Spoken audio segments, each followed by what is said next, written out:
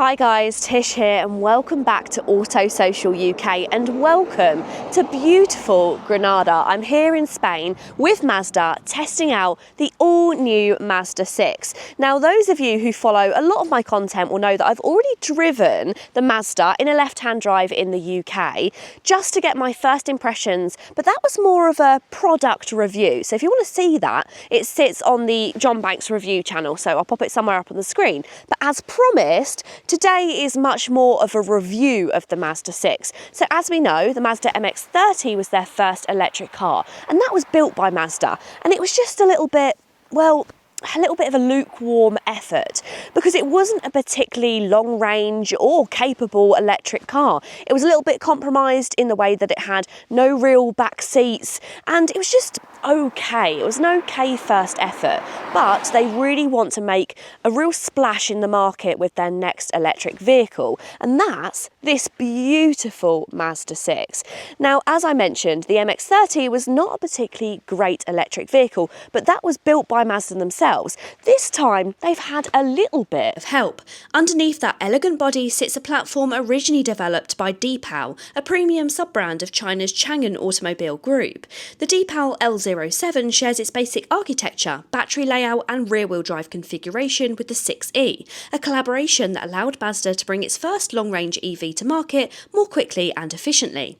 While the fundamentals are shared, Mazda has done a great deal of work to make the car feel distinctively its own. The chassis tuning, suspension calibration and steering mapping have all been re-engineered in Japan to deliver that trademark sense of connection. So what I want to discover is, have they lost everything which makes Mazda special by using the Chinese manufacturers? Well, that's what we're going to find out in today's video. So if that sounds good, then please keep watching. And if you like new car reviews and car content, then you're in the right place. Go ahead and hit the subscribe button. First of all, however, I want to talk about design, right? Because SUVs are everywhere nowadays and we're getting a little bit fed up with all those jelly mold designs. This is a breath of fresh air with those SUV jelly molds. This is so beautiful.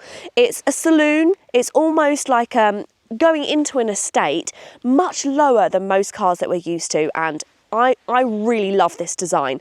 And I think when it comes to have they lost the Mazda, well, if we talk about design alone, absolutely not. This is just beautiful. You have got the really iconic kind of Mazda lights at the front. You've got these slim light bars, and then you have the kind of twist on the original Mazda grille around the front. Now, this actually all lights up, so when you lock and unlock the car or when you're charging it, it kind of pulses across this front grille, which I think's a bit of a nice kind of touch.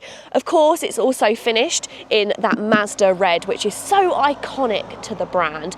And I personally think that this looks great. It may divide opinions, however, so I want to know, what do you think of the Mazda 6? Do you like the styling, or is it not really for you? Let me know down below. Maybe you're a lover of the SUV. You'll have to get involved. Now, around the front, I do think it looks beautiful. However, around the back, I think it's a little bit misproportioned. I think it is because we're not used to seeing that saloon style. So the back kind of tapers up a little bit. It does have a spoiler, which kind of looks a little bit awkward when it's out. I was really hoping it would be really sporty, but I think it looks just a tiny bit awkward. But that's the exterior, so I love the front design, absolutely love it. And overall, I just love the fact that it's a saloon. However, I'm not too keen on the rear design. Maybe I'm missing a bit of the history because it does kind of hark back to the RX-7. There's little Easter eggs in there, which I think Mazda lovers will prefer, but that's just my honest opinion. But let's talk about the interior, because actually that is where I think this car gets truly special. It's got stupid door handles. Not good when you've got new nails. And whilst it has frustrating door handles, it does actually have really nice frameless doors. These feel super premium. So inside, this is my favourite interior. So this is the tan, and you have a mix of Napa leather, and then you have the Alcantara down the centre as well. I think that this is so beautiful. I understand it's not going to be for everyone, and there is also a black interior as well if you want something that's a bit more subtle. But I just think this lifts it, and it's so quintessentially Mazda. Mazda loves to use different materials, high quality materials, and I really think they've pulled it off in the cabin. It also has those real real classic Mazda elements of the chrome as well. So you have chrome, which goes around this centre console here, around the cup holders. You've also got little just tippings of chrome, which are on these air vents. And then also you've got a little bit of chrome around the wheel as well. So it's a really nice kind of little dips of chrome here and there, but everything else is really quite high quality. So you've got this almost like quilted Alcantara on these seats with the white stitching. It does just feel very, very nice. And I think they've absolutely nailed it when it comes to design. The only problem is there are little elements of its kind of Chinese blend which are moving into this vehicle, and that is the loss of buttons, which is a little bit upsetting because Mazda has been saying for years how they think that their little central scroller is such a practical way of not letting the driver take their eyes away from the road. And we seem to have completely forgotten that, and we have fully gone into touchscreen. And there is so much within this touchscreen. There is lots of shortcut buttons, so you can kind of slide across from the side. That brings up a lot of the things that you're going to use very often. But as you can see on here, there is windscreen wipers on this screen because they are not on a stalk. Everything is pretty much done either on the touchscreen or on these buttons on the steering wheel. I do think over time, as you configure it to the buttons that you use often, so you can change the buttons on the wheel. You also have these kind of like little shortcut buttons for things like car wash, where it will automatically put things on the wheel and on the screen that you'll want for a car wash. So they have tried to make it as user-friendly as they can, but this is going to be a big jump for Mazda owners. Mazda owners are so used to all of their real tactile kind of controls, so this is something completely different. I do think over time you would get used to it, but it may be a little bit frustrating to start with. But I don't mind too much. This is a car which is going into a new era, and there are some things that you need to leave in the past. Yes, climate control dials is something that I do not think needs to be left in the past. I think we still need that. But I think it's a happy compromise to me. If they were to have steel buttons but have a real kind of non-feeling Mazda interior, if it felt really cheap, if it wasn't particularly nice to sit in, I actually prefer having this high quality cabin with all these lovely materials and a lack of buttons, so I'll take that compromise. Right, I think it's about time we took it for a drive. There's actually something quite poetic about driving Mazda's second electric Grand Tourer through the Gorafe Desert in southern Spain, an environment that's both rugged and beautiful, much like the car itself. This Mazda 6e looks every bit the part of a premium electric Grand Tourer, but what I've been really curious about is to find out whether it actually drives like one too.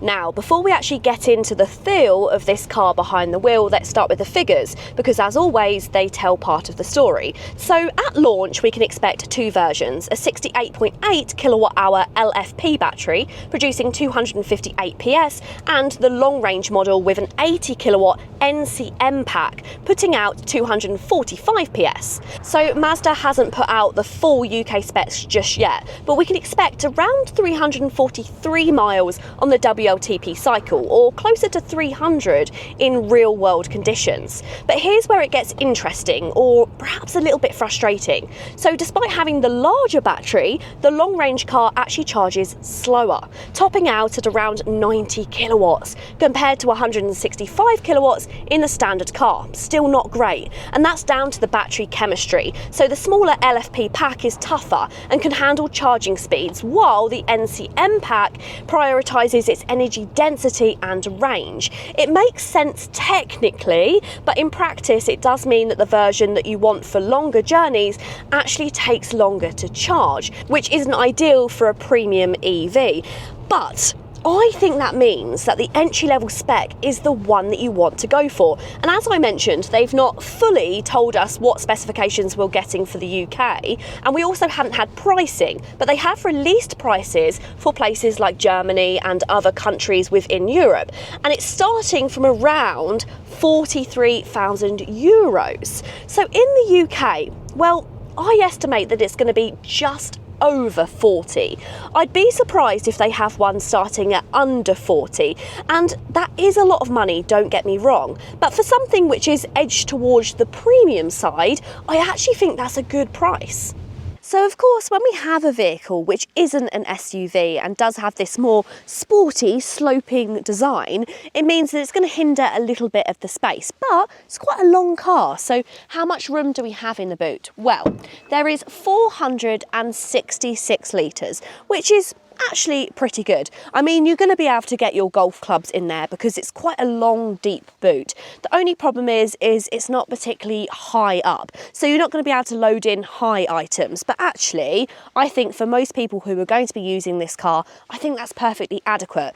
The one area that I have a little bit of a complaint is quality. So the trim and finish is okay, but it just feels a little bit lacking compared to competitors. So this boot floor just kind of comes out and it doesn't really have anywhere to fix to, which is a little bit of a shame. There's also a tiny bit of space there, but I mean, you're not getting any charging cables in there.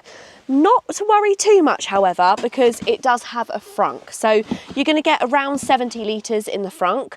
So that's going to be okay for putting your charging cables, but I just feel like I would have liked a little bit more of fit and finish, whether it's the fact of, like Volvos, you have a bit more practicality where you can hold that rear boot up and then you can hook things onto it, different items, and that helps divide such a large boot. It just feels a little bit impractical. If you've got one bag in the back there, it's probably going to slide around. There's nothing to kind of hold it in place. That's my only real complaint, because I think when it comes to practicality, it's actually very good. So you've got this really low load area, so actually loading heavy items in is going to be really simple. And then actually this boot as well, as you can see, I'm barely having to stretch up. So if you do have poor mobility, it's going to be quite easy to get in and out and get all of your luggage into the Mazda 6.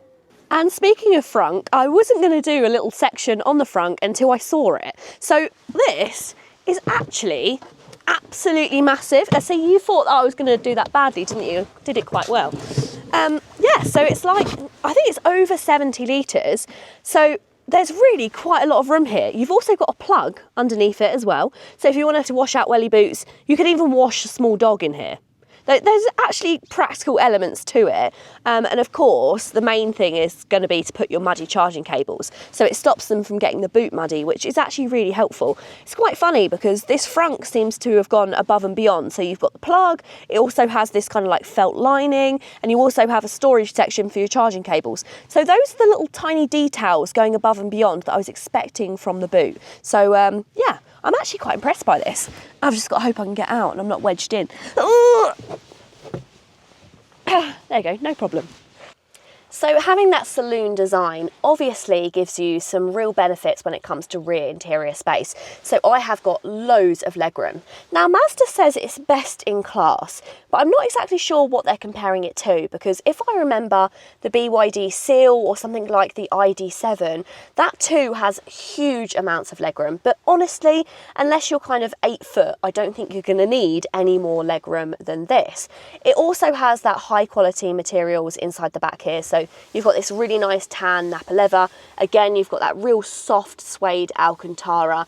And I really like the backs of these seats as well. So on the backs of these seats, you have these little peek-throughs to the driver and the passenger, but you just have Mazda in them here, finishing that chrome again. This feels really, really high quality and quite timeless as well, which I really like. So in the center console, we have got climate control, and actually this will be a good display of this. We can also move the passenger seat backwards as well, which is going to be highly irritating if you've got children that want to move your seat forwards and backwards. The really strange thing I find about this is, so you have climate, you can move the seats, and I can even close the sunroof or close the blind, but there's no heated seats, which I think is a little bit of a miss. This is the higher spec model, and if you compare this to many premium rivals which are coming out of China, everything seems to come with heated seats. If not, a lot of them nowadays are coming with cooled seats in the back as well. So I think it's a little bit of a miss that you don't get heated seats. But many people who are watching this, who haven't had a modern car, probably think, God, cool, like heated seats in the back. It's not really that common, and I think it's something that you're definitely not going to miss unless you've had it. So if you've already had an electric vehicle and you're thinking of switching to the Mazda, you may miss having those heated rear seats. It's a shame, but I don't think it's a deal breaker. You do also have a little pull down armrest, so you kind of have to wedge your hand in there.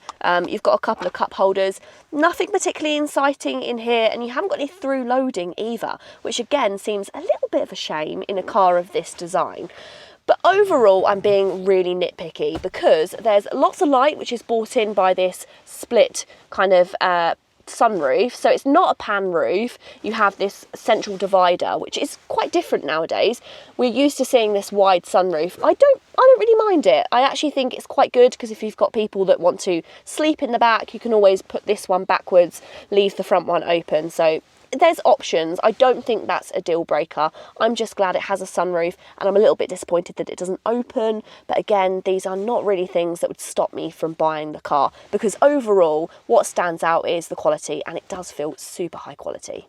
Once you're on the move, the 6E feels pleasantly quick. The numbers might sound modest, but 320 newton meters of torque going to the rear wheels. You get this really lovely surge of power when you put your foot down. You get that satisfying shove as it pushes you out of corners, especially here on these winding Spanish mountain roads. Now, it's not sports car fast, but it definitely has a little bit of character, and it'll even tow up to 1,500 kilograms, which adds some welcome practicality. The overall driving dynamics, it's a bit of a mixed bag. So in normal mode, the steering is just too light. There's really not much feedback and it feels a bit vague through the bends. But flick it into sports mode though and things improve dramatically. So the steering weights up and there's much more precision. And it starts to feel like the engineers have really tuned it for engagement.